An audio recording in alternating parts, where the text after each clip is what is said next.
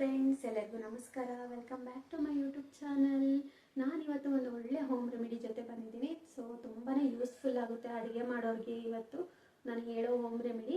So ಎಲ್ಲರೂ ಅಡುಗೆ ಮಾಡಬೇಕಾದ್ರೆ ತವ ಮೇಲೆ ಪ್ಲಾಸ್ಟಿಕ್ ಬ್ರಷ್ನ ಯೂಸ್ ಮಾಡ್ತೀವಿ ಅಲ್ವಾ. ಸೊ ಪ್ಲಾಸ್ಟಿಕ್ ಯೂಸ್ ಮಾಡೋದ್ರಿಂದ ಆರೋಗ್ಯಕ್ಕೆ ತುಂಬಾ ಒಳ್ಳೆಯದಲ್ಲ.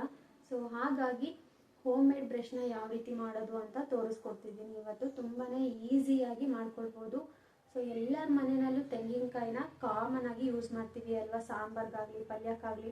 ಸೊ ಆ ತೆಂಗಿನಕಾಯಿ ಸಿಪ್ಪೆಯಿಂದ ಯಾವ ರೀತಿ ಬ್ರಷ್ನ ಮಾಡೋದು ಅಂತ ಇವತ್ತು ತೋರಿಸ್ತಿದ್ದೀನಿ. ತುಂಬಾ ಯೂಸ್ಫುಲ್ ಆಗುತ್ತೆ ಈ ವಿಡಿಯೋ ಅಡುಗೆ ಮಾಡೋರಿಗಂತೂ.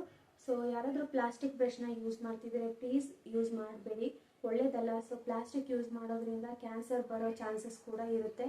ಹಾಗಾಗಿ ನಾವು ಯಾವುದೇ ಅಡುಗೆ ಮಾಡಬೇಕಾದ್ರೆ ಪ್ಲಾಸ್ಟಿಕ್ ಯೂಸ್ ಮಾಡ್ದೇ ಮಾಡಿದರೆ ತುಂಬಾ ಆರೋಗ್ಯಕ್ಕೆ ಒಳ್ಳೆಯದು ಅಂತ ಹೇಳ್ತಾ, ಸೊ ಯಾರೆಲ್ಲ ಹೊಸದಾಗಿ ನನ್ನ ವೀಡಿಯೋಸ್ನ ನೋಡ್ತಿದ್ದೀರಾ ಪ್ಲೀಸ್ ಸಬ್ಸ್ಕ್ರೈಬ್ ಮಾಡ್ಕೊಳ್ಳಿ, ಹಾಗೆ ಲೈಕ್ ಮಾಡಿ, ಶೇರ್ ಮಾಡಿ, ಕಮೆಂಟ್ ಮಾಡಿ. ಸೊ ಈಗ ಯಾವ ರೀತಿ ಬ್ರಷ್ ಮಾಡೋದು ಅಂತ ನೋಡೋಣ ಬನ್ನಿ. ತೆಂಗಿನಕಾಯಿ ಸುಲಿದಿರೋ ಸಿಪ್ಪೆನ ತೊಗೊಂಡಿದ್ದೀನಿ ನಾನು. ನೋಡಿ, ಎಲ್ಲರ ಮನೆಯಲ್ಲೂ ಕಾಮನ್ ಆಗಿ ಇದ್ದೇ ಇರುತ್ತೆ. ಸೊ ಈ ಥರ ಸಿಪ್ಪೆ ಬಿಸಾಕ್ತಾರೆ ಒಬ್ಬೊಬ್ಬರು. ಸೊ ಅದೇ ಸಿಪ್ಪೆನಲ್ಲಿ ನಾನು ಯಾವ ರೀತಿ ಬ್ರಷ್ ಮಾಡೋದು ಅಂತ ತೋರಿಸ್ತಿದ್ದೀನಿ.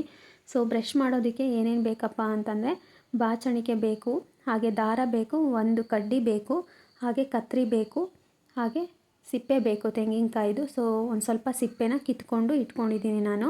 ಸೊ ಮೀಡಿಯಮ್ ಸೈಜ್ ಬ್ರಷ್ ಬೇಕು ಅನ್ನೋರು ಇಷ್ಟು ತೊಗೊಂಡ್ರೆ ಸಾಕಾಗುತ್ತೆ. ಸೊ ಇನ್ನೂ ದಪ್ಪ ಬೇಕು ಅನ್ನೋರು ಇನ್ನೊಂದು ಸ್ವಲ್ಪ ಜಾಸ್ತಿ ಸಿಪ್ಪೆನ ತೊಗೊಳ್ಬೋದು. ಸೊ ಈಗ ಚೆನ್ನಾಗಿ ಕೂಮ್ ಮಾಡಬೇಕು ಇದನ್ನು, ಸಿಪ್ಪೆನೆಲ್ಲ ಡಸ್ಟ್ ಎಲ್ಲ ಹೋಗೋವರೆಗೂ ಬಾಚ್ಕೊಳ್ಬೇಕು ಚೆನ್ನಾಗಿ. ಸೊ ನಾವು ಬಾಚ್ಕೊಂಡಂಗೆಲ್ಲ ಅದರಲ್ಲಿ ಇರುವಂತಹ ಧೂಳು ಮತ್ತು ಕಸ ಎಲ್ಲ ಉದುರುತ್ತೆ. ನಾವು ಅಂಗಡಿನಲ್ಲಿ ತಗೊಳ್ಳೋ ಅಂತಹ ಬ್ರಷ್ ಯಾವ ರೀತಿ ಇರುತ್ತೋ ಅದೇ ರೀತಿಯೇ ಕಾಣುತ್ತೆ ಈ ಬ್ರಷು ಕೂಡ. ಸೊ ಇದೇ ರೀತಿ ಬಾಚಣಿಕೆಯಲ್ಲಿ ಬಾಚ್ಕೊಂಡ್ಬಿಟ್ಟು ನೀಟಾಗಿ ಕಸನೆಲ್ಲ ತೆಕ್ಕೊಂಡ್ರೆ ಸಾಕು. ನೋಡಿ, ಈ ಥರ ಸಮವಾಗಿ ಮಾಡ್ಕೊಂಡ್ಬಿಟ್ಟು ನೀಟಾಗಿ ಕಸನ ತಕ್ಕೊಳ್ಳೋಣ. ಸೊ ಹಿಂದಿನ ಕಾಲದಲ್ಲೆಲ್ಲ ನಮ್ಮ ಅಜ್ಜಿಯವರು ಸೊ ಇದೇ ರೀತಿ ತೆಂಗಿನಕಾಯಿ ಸಿಪ್ಪೆಯಿಂದನೇ ಯೂಸ್ ಮಾಡ್ತಾಯಿದ್ರು ಬ್ರಷ್ನ ಎಲ್ಲ ಎಣ್ಣೆ ಹಚ್ಚೋದಕ್ಕೆ. ನೋಡಿ, ಡಸ್ಟ್ ಎಲ್ಲ ಹೋಗಿದೆ, ಇವಾಗ ನೀಟಾಗಿ ನಾರು ಕಾಣ್ತಾ ಇದೆ. ಸೊ ಇವಾಗ ಸಮವಾಗಿ ಇಟ್ಕೊಂಡ್ಬಿಟ್ಟು ಕತ್ತರಿಸ್ಕೊಳ್ಳೋಣ ಸಿಸರಲ್ಲಿ. ಸೊ ಎರಡೂ ಸೈಡು ಕೂಡ ಕಟ್ ಮಾಡ್ಕೊಳ್ಬೇಕು. ಸಮವಾಗಿ ಇಟ್ಕೊಂಡ್ಬಿಟ್ಟು ನೀಟಾಗಿ ಕಟ್ ಮಾಡ್ಕೊಳ್ಬೇಕು. ಸೊ ಇಷ್ಟೇ ಸಿಂಪಲಾಗಿ ಮಾಡ್ಕೊಳ್ಬೋದು ಎಲ್ಲರೂ. ಸುಮ್ಮನೆ ಪ್ಲಾಸ್ಟಿಕ್ ಯೂಸ್ ಮಾಡಿಬಿಟ್ಟು ನಮ್ಮ ಆರೋಗ್ಯನ ನಾವು ಹಾಳು ಮಾಡ್ಕೊಳ್ಳೋದಕ್ಕಿಂತ ಸೊ ನ್ಯಾಚುರಲ್ಲಾಗಿ ಸಿಗುವಂತಹ ವಸ್ತುಗಳಲ್ಲೇ ನಾವು ಯೂಸ್ ಮಾಡೋದ್ರಿಂದ ಆರೋಗ್ಯಕ್ಕೂ ತುಂಬ ಒಳ್ಳೆಯದು. ಅದಕ್ಕೋಸ್ಕರ ಈ ವಿಡಿಯೋನ ನಿಮ್ಮ ಜೊತೆ ಶೇರ್ ಮಾಡ್ಕೊಳ್ಬೇಕು ಅನ್ನಿಸ್ತು, ಅದಕ್ಕೋಸ್ಕರ ತೋರಿಸ್ತಿದ್ದೀನಿ. ಸೊ ನೋಡಿ, ನೀಟಾಗಿ ಸಮವಾಗಿ ಕಟ್ ಮಾಡ್ಕೊಂಡಿದ್ದೀನಿ. ಈಗ ಕಡ್ಡಿನ ಇಟ್ಕೊಂಡ್ಬಿಟ್ಟು ದಾರಾನ ಸುತ್ಕೊಳ್ಬೇಕು. ಸೊ ನೋಡಿ, ಈ ಥರ ಮಧ್ಯದಲ್ಲಿ ಸ್ವಲ್ಪ ಜಾಗ ಮಾಡ್ಕೊಂಡ್ಬಿಟ್ಟು ಕಡ್ಡಿನ ಸಿಗಿಸ್ಕೊಳ್ಬೇಕು. ಸಿಗಿಸ್ಕೊಂಡ್ಮೇಲೆ ದಾರಾನ ಸುತ್ಕೊಳ್ಬೇಕು ಟೈಟಾಗಿ ಇಟ್ಕೊಂಡ್ಬಿಟ್ಟು.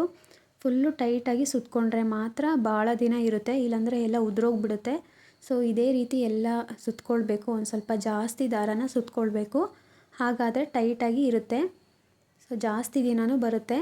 ನೋಡಿ, ಈ ರೀತಿ ಸುತ್ಕೊಂಡು ಇಟ್ಕೊಂಡಿದ್ದೀನಿ. ನೋಡಿ ಎಷ್ಟು ಚೆನ್ನಾಗಿ ಬಂದಿದೆ ಬ್ರಷ್ಷು, ನ್ಯಾಚುರಲ್ಲಾಗಿ ತುಂಬಾ ಚೆನ್ನಾಗಿ ಕಾಣ್ತಿದೆ.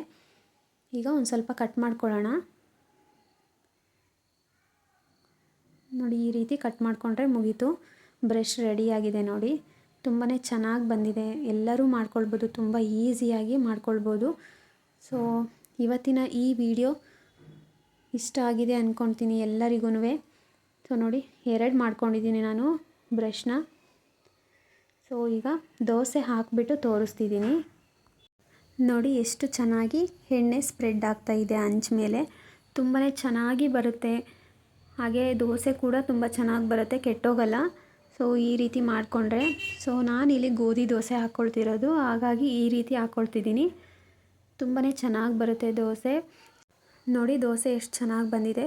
ಸೊ ಇವತ್ತಿನ ಹೋಮ್ ಮೇಡ್ ಬ್ರಷ್ ನಿಮ್ಮೆಲ್ಲರಿಗೂ ಇಷ್ಟ ಆಗಿದೆ ಅಂದ್ಕೊಂಡಿದ್ದೀನಿ. ಪ್ಲೀಸ್ ಇಷ್ಟ ಆಗಿದ್ದರೆ ಲೈಕ್ ಮಾಡಿ, ಶೇರ್ ಮಾಡಿ, ಕಮೆಂಟ್ ಮಾಡಿ, ಹಾಗೆ ನಿಮ್ಮ ಫ್ಯಾಮಿಲಿ, ಫ್ರೆಂಡ್ಸ್ಗೆ, ರಿಲೇಟಿವ್ಸ್ಗೆ ಎಲ್ಲರಿಗೂ ಈ ವಿಡಿಯೋನ ಶೇರ್ ಮಾಡಿ. ಹಾಗೆ ಪ್ಲೀಸ್ ನನ್ನ ಚಾನಲ್ನ ಸಬ್ಸ್ಕ್ರೈಬ್ ಮಾಡ್ಕೊಳ್ಳಿ. ಈ ವಿಡಿಯೋನ ಕೊನೆಯವರೆಗೂ ನೋಡಿದ್ದಕ್ಕೆ ನಿಮ್ಮೆಲ್ಲರಿಗೂ ಧನ್ಯವಾದಗಳು. Thank you for watching.